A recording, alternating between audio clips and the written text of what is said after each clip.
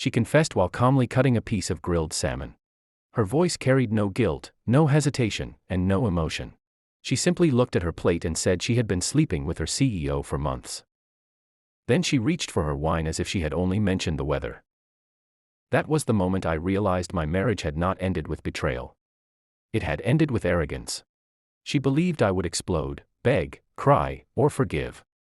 Instead, I quietly folded my napkin, stood from the table, and walked away without saying a word. She laughed behind me and called my name, convinced my silence meant weakness. She had no idea that silence had always been the first step of every plan I ever made. My name is Daniel Harper, and for more than 30 years I built logistics systems for international companies. My career taught me that emotions create mistakes, but preparation creates victory. My wife, Evelyn, always mocked that part of me. She called me predictable, boring, and too organized. She thought I spent my evenings making spreadsheets because I had no imagination. What she never understood was that organized people notice everything. Every missing detail becomes obvious when your entire life is built around patterns. Long before she confessed, I had already noticed the late meetings, the expensive dinners, the sudden business trips, and the smile she reserved for someone who was no longer me. Inside my office sat a secure computer that held more than old work files. Weeks earlier, I had quietly backed up everything from her phone after noticing strange behavior.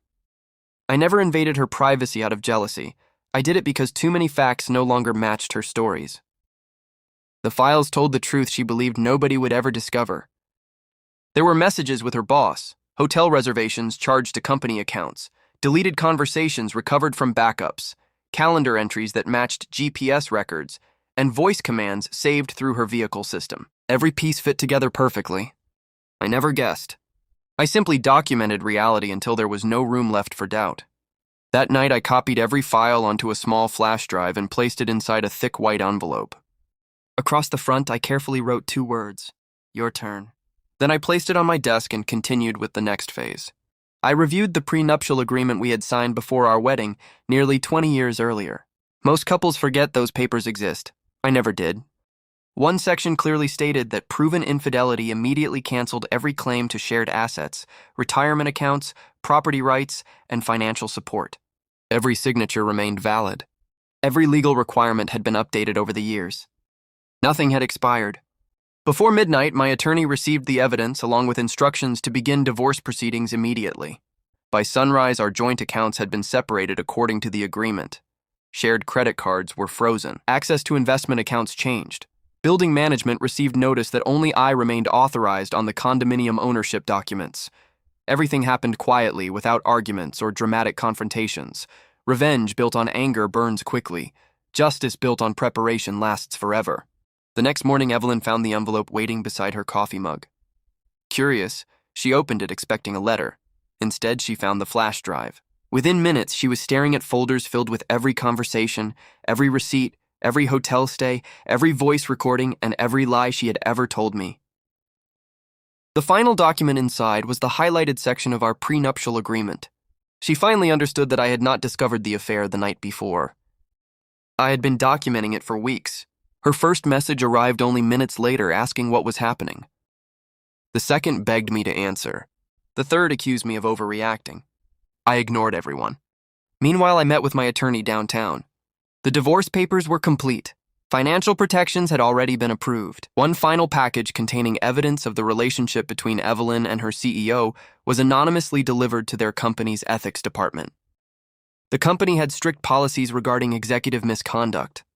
My evidence included expense reports, company credit card records, communication logs, and meeting schedules. I did not exaggerate anything. Facts speak louder than accusations. Only a few hours later, everything around Evelyn began collapsing. Human Resources called her into a private meeting. Her boss was escorted into another conference room. Internal investigators compared my documents with company records and confirmed every detail. By the afternoon, both of them had been suspended pending investigation. Promotions disappeared overnight. Stock bonuses were frozen. Careers they had spent years building started falling apart because they believed nobody was paying attention. She called me again and again. Her confident voice had vanished. She cried, apologized, blamed stress, blamed loneliness, and finally blamed herself. For the first time, she admitted she had underestimated me. I still refused to argue. Some conversations only reopen wounds that are already healing. My attorney handled every response. The marriage had become a legal process, not an emotional debate. A few days later, she appeared outside my office demanding to see me. Security called upstairs asking if I wished to meet her. I politely declined. They handed her an envelope containing legal notice that all future communication would go through attorneys. Watching security escort her away was not satisfying because she looked broken. It simply confirmed that consequences had finally arrived. Several weeks later, she asked for one final meeting. I agreed to 5 minutes. She stood outside my apartment looking exhausted. Her expensive confidence had been replaced by regret. She said she loved me. She promised counseling, therapy, and a fresh start. She claimed the affair had meant nothing. I listened without interrupting. Then I handed her one final envelope. Inside was an inventory of every personal item already packed into storage, along with the completed divorce documents. At the bottom sat a single note written in my handwriting. Every decision has a price. You chose yours. She stared at the page while tears rolled down her face. She waited for another speech, another chance, another sign that I might change my mind. None came. I quietly wished her well and closed the door. Months later, our divorce became official.